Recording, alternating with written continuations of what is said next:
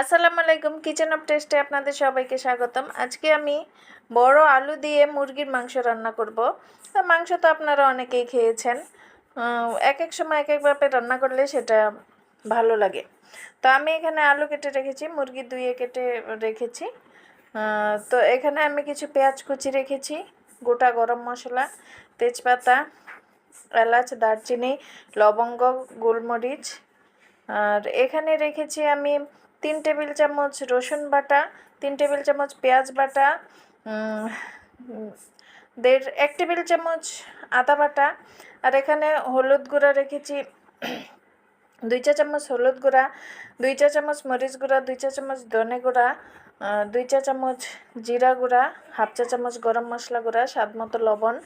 তো আমি এখানে চুলায় একটি কড়াই বসিয়ে দিয়েছি। কড়াইয়ের মধ্যে আমি আলুগুলো দিয়ে দিলাম তেলের সাথে। তো একটু হলুদ দিয়ে দিলাম। তো আলুগুলোকে নেড়ে চেড়ে ভেজে নেব। তো এই যে আমি আলুগুলোকে নেড়ে চেড়ে ভেজে নিচ্ছি।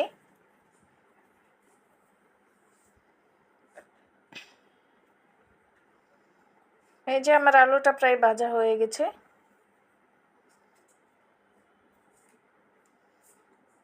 এখন এগুলোকে আমি নামিয়ে নেব। এই যে আমার আলু ভাজা হয়ে গেছে। আলু ভাজার তেলেই আমি এখানে পেঁয়াজ কুচি, তেজপাতা, গোটা গরম মশলা সব একসাথে দিয়ে দিব। পেঁয়াজটা একটু নাড়াচাড়া দিয়ে গোল্ডেন করে নিয়ে তারপরে এখানে আমি আরেকটু তেল দিয়ে দিলাম।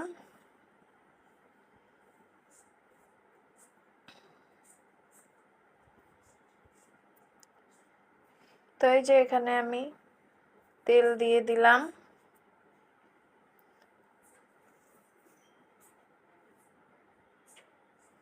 এখন পেঁয়াজগুলোকে নেড়ে চেড়ে গোল্ডেন করে ভেজে নেব। এই তো আমার পেঁয়াজগুলো প্রায় ভাজা হয়ে গেছে।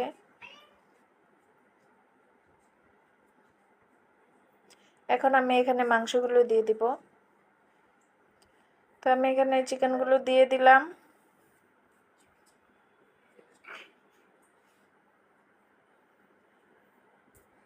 চিকেন দিয়ে নাড়াচাড়া করে নেব। নাড়াচাড়া করে চিকেনটাকে একটু ভেজে নেব। তার আগে বলে দিচ্ছি, আমার ভিডিওটা শেয়ার করে দেবেন, চ্যানেলটা সাবস্ক্রাইব করবেন, লাইক দিয়ে আমার পাশে থাকবেন, যাতে আপনারা আমাকে সাহায্য করলে আমি আরও এগিয়ে যেতে পারবো, উৎসাহিত হব।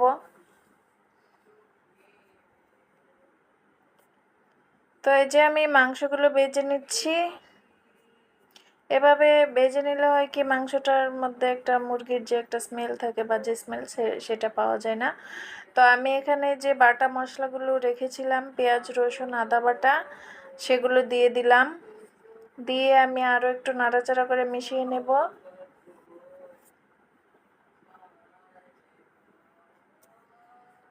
তো এই যে আমি এখানে নাড়াচাড়া করে মিশিয়ে নিয়ে আমি গুঁড়া মশলাগুলো দিয়ে দিলাম। এখন এটাকেও একসাথে সবগুলো মিশিয়ে নিয়ে একটু কষিয়ে নেব।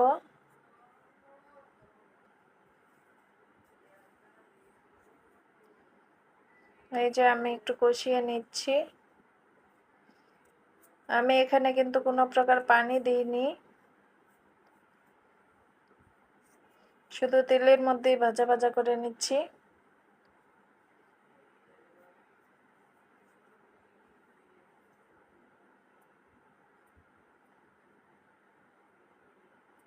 এই তো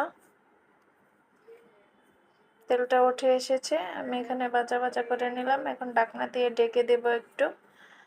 ঢাকনা দিয়ে ঢেকে 2-3 মিনিট পর আবার ঢাকনা খুলে ফিরে এসেছি।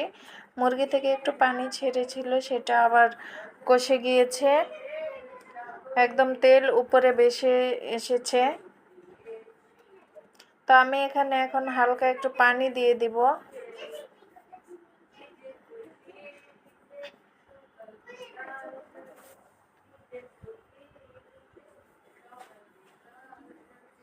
আমি এখানে একটু পানি দিয়ে দিলাম। মাংসের কালারটা অনেক সুন্দর এসেছে।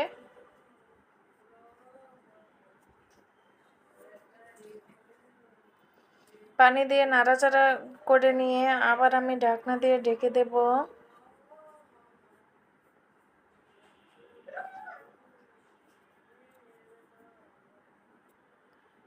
সরি, সাথে আলুগুলো দিয়ে দিলাম। আলুগুলো দিয়ে একবারে কষিয়ে নেব।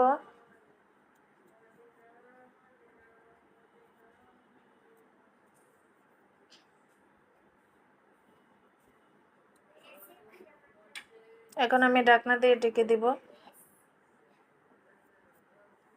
তো ঢাকনা দিয়ে ঢেকে আরও আমি 2-3 মিনিট রান্না করে নিলাম।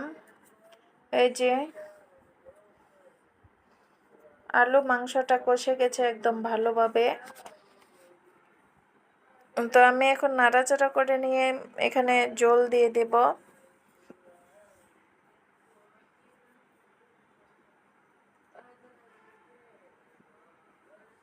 আমি এখানে জলটা দিয়ে দিলাম।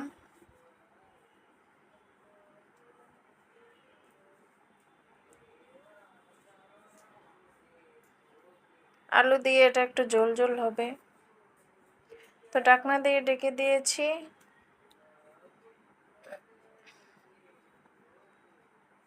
তো এই যে 5-7 মিনিট পর আমি ঢাকনা খুলে নিলাম। তো এরকম হয়েছে। আমি এখানে আর একটু রান্না করে নেব।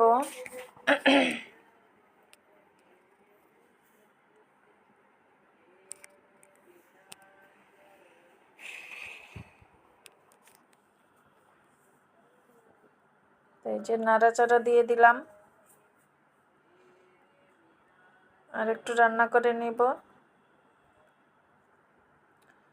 তো এই যে রান্নার পর আমি এটা নামিয়ে নিলাম। উপরে 2টা কাঁচামরিচ দিয়ে দিয়েছি, কাঁচামরিচের সুন্দর ফ্লেভার ছাড়বে সেজন্যে। তো আপনারা এভাবে ট্রাই করবেন, আমার পাশে থাকবেন, আশা করি ভালো লাগবে। আল্লাহ হাফেজ।